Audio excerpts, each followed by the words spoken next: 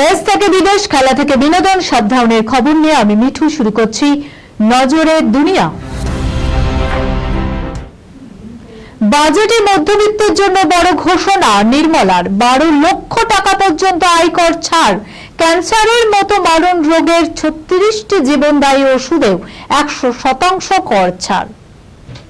Budget অধিবেশন শুরুর আগে তাৎপর্যপূর্ণভাবে প্রধানমন্ত্রী নরেন্দ্র মোদীকে বলতে শোনা গিয়েছিল, প্রার্থনা করব মা লক্ষ্মী গরিব এবং মধ্যবিত্তদের উপর সদয় হবেন। অর্থাৎ মধ্যবিত্তের দিকে যে নজর দেবে সরকার, সেটাই তার ইঙ্গিত ছিল। নির্মলার বাজেট ঘোষণায় সেই সম্ভাবনা সত্যি হলো। নির্মলার বাজেটে আয়কর ছাড়ের পরিমাণ 7 লক্ষ থেকে বাড়িয়ে করা হলো 12 লক্ষ টাকা পর্যন্ত। বাজেট ভাষণে অর্থমন্ত্রী নির্মলা সীতারামন ঘোষণা করলেন, নতুন কর কাঠামো অনুযায়ী 12 লক্ষ টাকা পর্যন্ত সাধারণ রোজগারে কোনো আয়কর দিতে হবে না। তবে এই রোজগারের মধ্যে ক্যাপিটাল গেইন থাকলে সেক্ষেত্রে এই ছাড় প্রযোজ্য হবে না। এছাড়াও ক্যান্সারের মতো মারণ রোগের ক্ষেত্রে ওষুধ কিনতে গিয়ে বিপাকে পড়েন অনেকেই। তাদের জন্য বিশেষ ঘোষণা কেন্দ্রীয় অর্থমন্ত্রী নির্মলা সীতারামনের। ক্যান্সার সহ 36টি জীবনদায়ী ওষুধের ক্ষেত্রে 100% কর ছাড়ের কথা এবারের বাজেটে ঘোষণা করেছেন তিনি। ফলে কমবে ওষুধের দাম, স্বাভাবিকভাবে কিছুটা হলেও স্বস্তি পাবে মধ্যবিত্ত। Sunirnoy imaging centre private limited advance প্যাথোলজিতে thalassaemia screening, large size biopsy setup সহ সমস্ত পরীক্ষা, echocardiography, fetal echocardiography, CT scan, CT guided FNAC, 4D USG, USG guided FNAC, endoscopy, colonoscopy, uroflowmetry, spirometry, colour Doppler, digital x-ray, তাছাড়াও সমস্ত বিশেষজ্ঞ চিকিৎসকদের পরিষেবা একই ছাদের তলায় নিয়ে হাজির সুনির্ণয়। ঠিকানা 126/1 পিলখানা রোড, রানীবাগান, বহরমপুর, মুর্শিদাবাদ।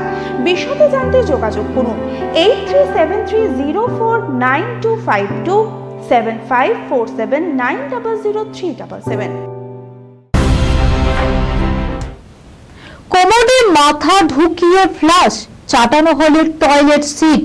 স্কুলে এমন র্যাগিং এর জেরে আত্মঘাতী হয় এক পড়ুয়া। স্কুলের মধ্যে উঁচু ক্লাসের পড়ুয়াদের র্যাগিং এর জেরে আত্মঘাতী হয় 15 বছরের এক কিশোর। চাঞ্চল্যকর এই ঘটনা ঘটেছে কেরলের ত্রিপুন্নিথুরার এরনাকুলাম এলাকায়। অভিযোগ, স্কুলের লাগাতার র্যাগিং এর শিকার হয়ে গত 15 জানুয়ারি 26 তলা বিল্ডিং থেকে ঝাঁপ দিয়ে আত্মঘাতী হয় সে। গোটা ঘটনা সোশ্যাল মিডিয়ায় পোস্ট করে বিচারের দাবিতে সরব হয়েছেন মৃতের মা। অভিযোগ, মারধরের পাশাপাশি চরম দুর্ব্যবহার করা হয়।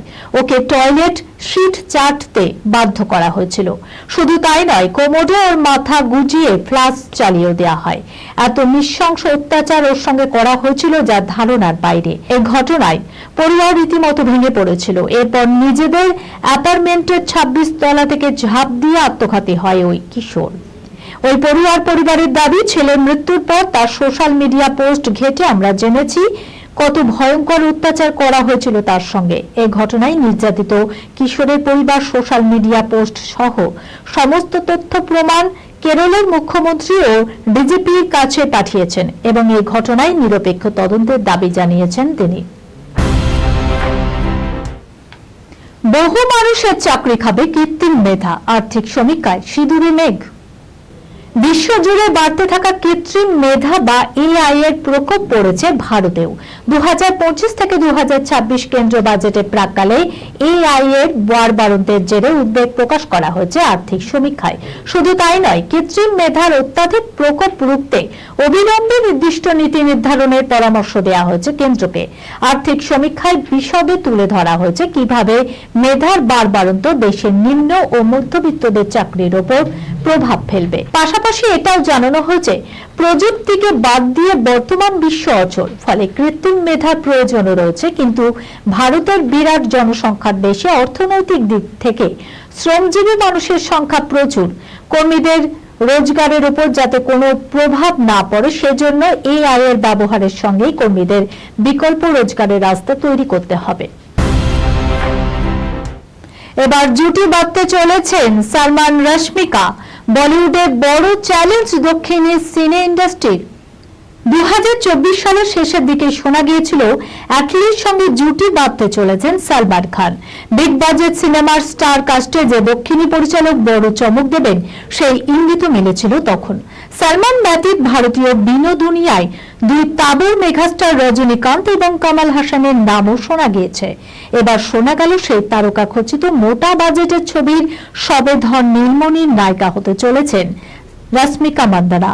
প্রাথমিক পর্যায়ে কথা হয়েছে এবার অভিনেত্রী সই সুবাতের অপেক্ষা। প্রসঙ্গত, দক্ষিণী পরিচালক আর মুরুগাদোসের সিকান্দের ছবিতে সালমানের সঙ্গে জুটি বেঁধেছেন রাশ্মিকা মান্দানা।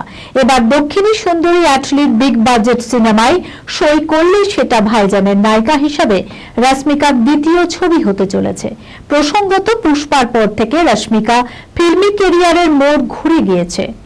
অ্যানিমেল পুষ্পা 2 এর পর ভিকি কৌশলের বিপরীতে ছাবাজ ছবিতে অভিনয় করছেন রাশ্মিকা। এবার অ্যাটলির পুনর্জন্মের গল্পের নায়িকা হওয়ার প্রস্তাব তার ঝুলিতে। এই খবরের সঙ্গে শেষ করলাম আজকের নজরে দুনিয়া। আপনারা দেখছেন টিভি 24 বাংলা, সংবাদ বিনোদন সারাদিন সারাক্ষণ।